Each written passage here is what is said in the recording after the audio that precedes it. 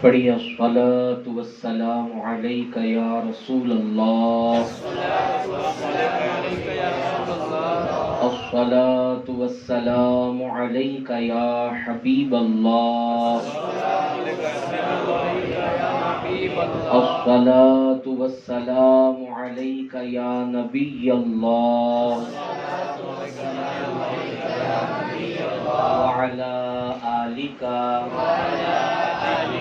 واصحابک یا نور اللہ، صلی اللہ تعالی علیہ وسلم۔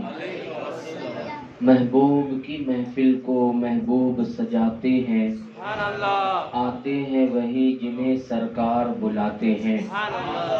جب سے ربیع الاول شریف کا چاند آسمان پر نظر آیا ہے، اس وقت سے پوری دنیا کے اندر حضور کا کلمہ پڑھنے والے اپنے نبی صلی اللہ علیہ وسلم کے ذکر میں مصروف ہو چکے ہیں۔ جگہ جگہ، نگر نگر، الگ الگ علاقوں میں میلاد مصطفیٰ صلی اللہ علیہ وسلم کی محفلیں سجائی جا رہی ہے، جس کی ایک کڑی آج اس مکان میں بھی ہے کہ یہ محفل اس لیے منعقد کی گئی کہ ربیع الاول شریف کی 12 تاریخ کو اللہ کے پیارے رسول صلی اللہ علیہ وسلم دنیا میں تشریف لائے، اور ہمیں جو کچھ ملا وہ حضور صلی اللہ علیہ وسلم کے صدقے میں ملا۔ ہماری جان نبی کے صدقے، ہمارا ایمان نبی کے صدقے، ہمارا قرآن نبی کے صدقے، نہ صرف اس دنیا میں بلکہ جب ہم آخرت میں پہنچیں گے قیامت کے دن، اس وقت جو جنت ملے گی وہ بھی نبی ہی کے صدقے میں ملے گی۔ تو جن کے صدقے میں سب کچھ ملا، دنیا کی عزتیں، دنیا کی نعمتیں، آخرت میں جنت، جن کے صدقے سب کچھ ملا، اگر ان کے پیدائش کی خوشی نہ منائی جائے تو پھر کس کے پیدائش کی خوشی منائی جائے؟ اسی لیے میلاد مصطفیٰ یہ وہ عید ہے اور یہ وہ خوشی کا موقع ہے کہ آپ اب تو پہلے کے زمانے میں تو معلوم کرنا مشکل تھا، مگر یہ انٹرنیٹ کا جدید زمانہ ہے، آج آپ معلوم کر سکتے ہیں۔ شاید ہی کوئی ایسا ملک ہوگا جس میں حضور کے پیدائش کی خوشی نہیں منائی جا رہی ہوگی۔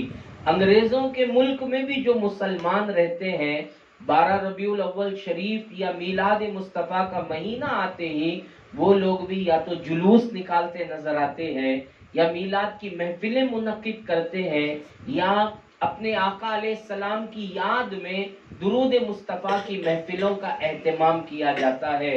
پوری دنیا کے اندر اگر آپ یہ ذرا سا غور کریں گے تو آپ کو کہنا پڑے گا کہ پوری دنیا میں عالمی سطح پر جو سب سے بہترین انداز میں جو عید منائی جاتی ہے وہ عید میلاد مصطفیٰ ہی منائی جاتی ہے۔ اس لیے آپ دیکھیں ترکی میں عید میلاد مصطفیٰ ہو رہی ہے، امریکہ میں عید میلاد مصطفیٰ ہو رہی ہے، ساؤتھ افریقہ میں عید میلاد مصطفیٰ ہو رہی ہے، اور یہ ایشیا کی تو بات ہی کیا کہنا۔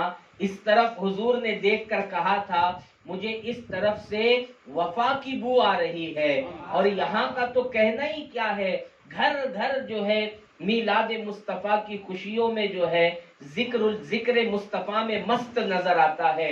ہماری مساجد کو دیکھیے روشن کر دی گئی، لائٹنگ لگا دی گئی، گنبدوں کو دیکھیے لائٹنگ لگا دی گئی، دکانوں کے اوپر لوگوں نے لائٹنگ لگا لی، پوری کی پوری گلیوں کو لائٹنگ سے سجا لیا۔ کیوں؟ کیونکہ یہ وہ مہینہ اور یہ وہ وقت ہے جس وقت میں اللہ کے نبی دنیا میں تشریف لائے ہیں، اور دولت، نعمت، صحت، ایمان، عقیدہ، جائیداد، پراپرٹی، خوب، یہ جتنی بھی نعمتیں ہیں بالکل یہ نعمتیں ہیں، مگر ان تمام نعمتوں میں جو سب سے بڑی نعمت ہے وہ اللہ کے نبی ہے۔ اسی لیے قرآن مقدس کا آپ مطالعہ کریں، آپ وہاں سورہ رحمان کو پڑھیے، بار بار اللہ تبارک و تعالی نعمتوں کو یاد دلاتا ہے. فَبِأَيِّ آلَاءِ رَبِّكُمَا تُكَذِّبَانِ. مفہوم یہ کہ تم اللہ کی کس کس نعمت کو جھٹلاؤ گے.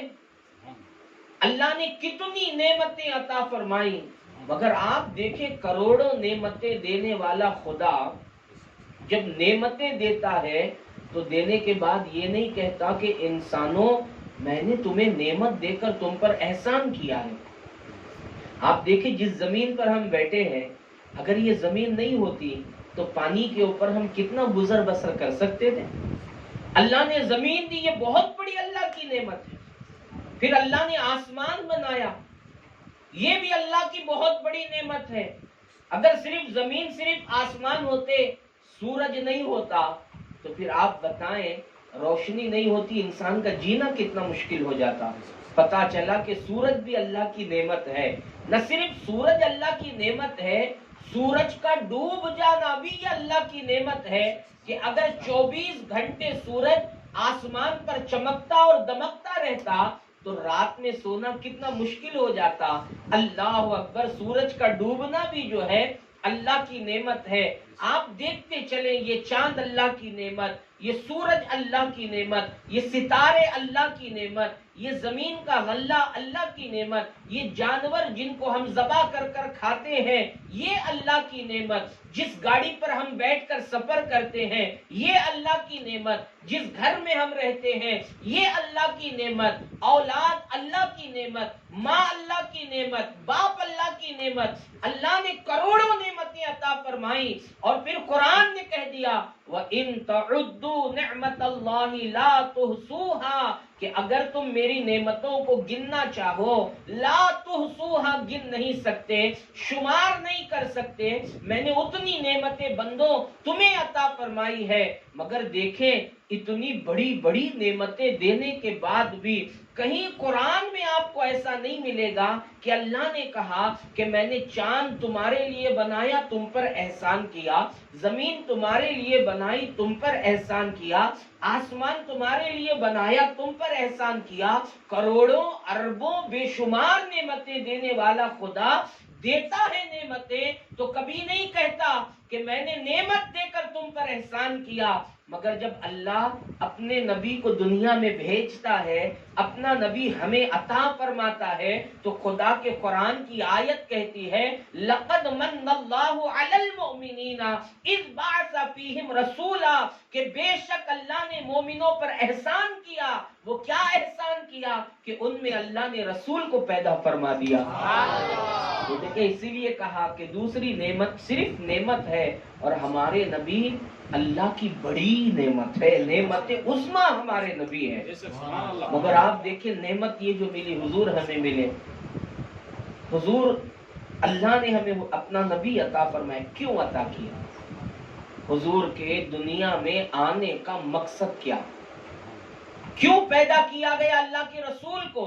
تو قرآن ہی کہتا ہے وَمَا أَرْسَلْنَا مِن رَسُولٍ إِلَّا لِيُطَاعَ بِإِذْنِ اللَّهِ کہ رسول کو اس لیے دنیا میں بھیجا گیا کہ دنیا کے لوگ اللہ کے حکم سے اس رسول کی فرما برداری کریں، اس رسول کی اطاعت کریں، اس رسول کی بات مانیں، اس رسول کے نقش قدم پر چلیں، اس رسول کو اپنا آئیڈیل بنائیں. اسی لیے اللہ نے ہمارے نبی کو دنیا میں بھیجا. صرف ایک میلاد کی محفل یا گلیوں کو سجانا یا مسجدوں کو سجانا یہ صرف حضور کی پیدائش کا مقصد نہیں ہے، بلکہ حضور کی باتوں کو ماننا. آسان الفاظ میں یوں کہیے ہمارے نبی کے طریقے پر چلنا. اسی لیے اللہ نے حضور کو دنیا میں بھیجا. آج ہم دیکھیے کہاں اپنے نبی کی بات مانتے ہیں، ہم کہاں حضور علیہ الصلوۃ والسلام کو فالو کر رہے ہیں، ہم کہاں ان کے پیچھے پیچھے چل رہے ہیں. آپ دیکھیں گے نبی کا طریقہ ایک طرف جا رہا ہے تو ہماری زندگیاں کسی اور طرف جا رہی ہیں. آپ پورے کی پوری آپ اپنی صبح سے لے کر شام تک، میں میری صبح سے لے کر شام تک ہم دیکھیں تو کہاں ہماری زندگیوں میں حضور کی سنتیں کہاں نظر آ رہی ہیں؟ کیا ہمارا کھانا حضور کے طریقے کے مطابق ہے؟ کیا ہمارا پہننا حضور کے طریقے کے مطابق ہے؟ کیا ہمارا بات کرنا حضور کے طریقے کے مطابق ہے؟ اللہ تبارک و تعالیٰ نے حضور کو بھیجا ہی دنیا میں اس لیے کہ لوگ نبی کی زندگی کو دیکھ کر اپنی زندگی بھی نبی کی طرح بنائیں، نبی کی زندگی کی طرح بنائیں. اس لیے کہ جو حضور کے نقش قدم پر چلتا ہے اور نقش قدم پر چل کر، سنت پر چل کر کھانا کھا رہا ہے، سنت پر چل کر پانی پی رہا ہے، سنت پر چل کر لباس